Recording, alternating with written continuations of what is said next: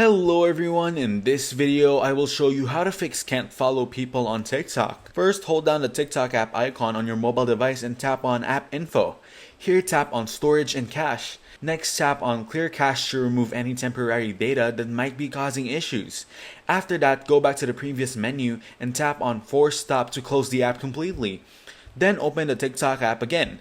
Now tap on the profile icon located in the bottom right corner.